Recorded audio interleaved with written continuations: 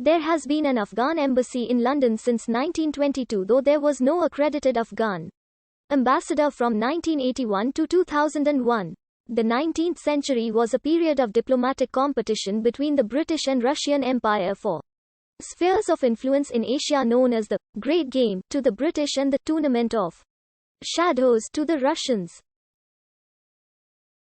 With the exception of Emperor Paul, who ordered an invasion of India in 1800, no Russian Tsar ever seriously considered invading India.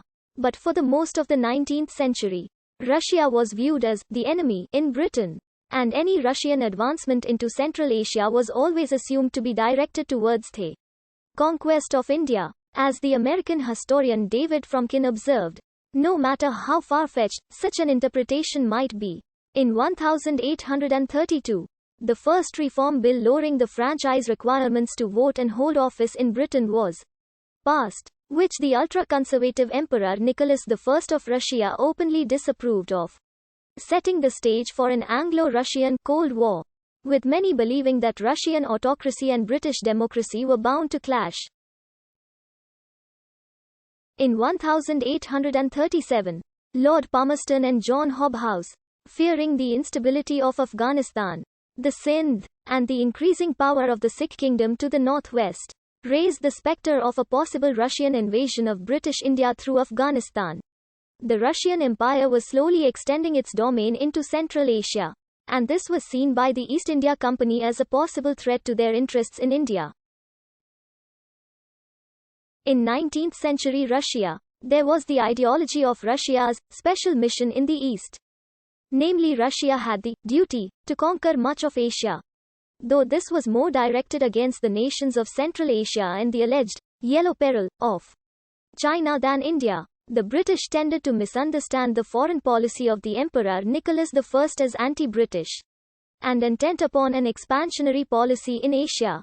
Whereas in fact, though Nicholas disliked Britain as a liberal democratic state that he considered to be rather strange, he always believed it was possible to reach an understanding with Britain on spheres of influence in Asia, believing that the essentially conservative nature of British society would retard the advent of liberalism. The main goal of Nicholas's foreign policy was not the conquest of Asia, but rather upholding the status quo in Europe, especially by cooperating with Prussia and Austria, and in isolating France. As Louis Philippe, the king of the French, was a man who Nicholas hated as an usurper. The Duc d'Orléans had once been Nicholas's friend, but when he assumed the throne of France after the Revolution of 1830, Nicholas was consumed with hatred for his former friend who, as he saw it, had gone over to what he perceived as the dark side of liberalism. The company sent an envoy to Kabul to form an alliance with Afghanistan's emir, Dost Muhammad Khan, against Russia. Dost Muhammad had recently lost Afghanistan's second capital of Peshawar to the Sikh Empire and was willing to form an alliance with Britain if they gave support to retake it. But the British were unwilling.